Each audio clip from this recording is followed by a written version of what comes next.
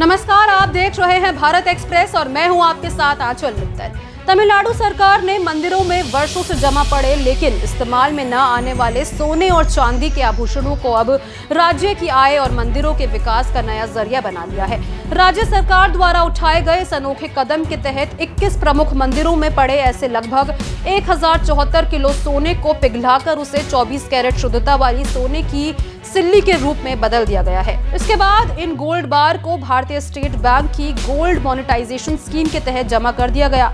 इससे सरकार को अब तक लगभग 18 करोड़ रुपए का ब्याज मिल चुका है। ये जानकारी तमिलनाडु विधानसभा के पटल पर हिंदू धार्मिक और चैरिटेबल एंडोर्समेंट मामलों के मंत्री पीके शेखर बाबू ने साझा की। उन्होंने बताया कि ये योजना वर्षों से कागजों में दबी हुई थी, लेकिन 2021-22 में राज्य सरकार की मंजूरी के बाद इसे फिर से सक्रिय किया गया।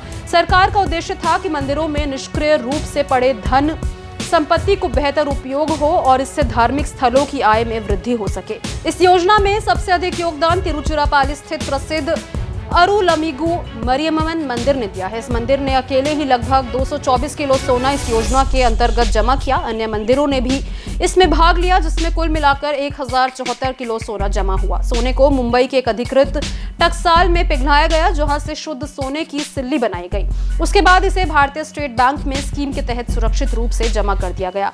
सरकार को इस सोने के लगभग 18 करोड़ रुपए का ब्याज मिल चुका है। मंत्री शेखर बाबू के अनुसार इस ब्याज राशि का इस्तेमाल मंदिरों की बेहतर व्यवस्था, सुविधाओं के विकास और दर्शनार्थियों की सेवा में किया जा रहा है।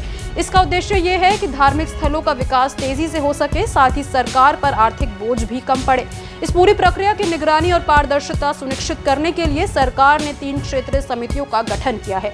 इन सभी समितियों के अध्यक्ष सेवानिवृत्त न्यायाधीश बनाए गए हैं।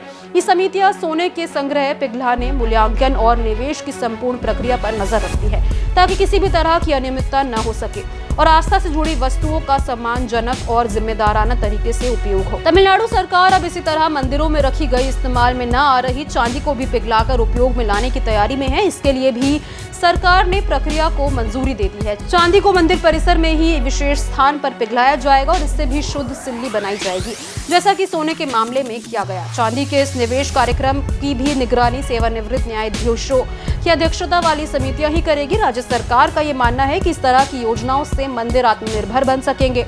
कई मंदिरों में भारी मात्रा में आभूषण, धातुएं और नकदी वर्षों से बिना उपयोग के पड़ी रहती है। सरकार इन संस्थानों का उचित उपयोग कर मंदिरों की देखरेख, संरक्षण और आधुनिकीकरण कर सकती है। ये योजना न केवल धार्मिक संस्थाओं की आर्थिक स्थिति को मजबूत करेगी, बल्कि पारदर्शिता और जवाबदेही की एक मिसाल भी बनेगी। तमिलनाडु का ये मॉडल देश के अन्य राज्यों के लिए भी एक प्रेरणा बन सकता है, जहां हजारों मंदिरों में करोड़ों रुपए मूल्य के आभूषण बिना किसी उपयोग के वर्षों से पड़े हैं। यदि इस दिशा में उचित कदम उठाए जाएं, तो ये धार्मिक स्थलों को विकास की नई राह पर ले जा सकता है। इसको लेकर आपकी क्या राय है, कमेंट बॉक्स में जरूर शेयर करें।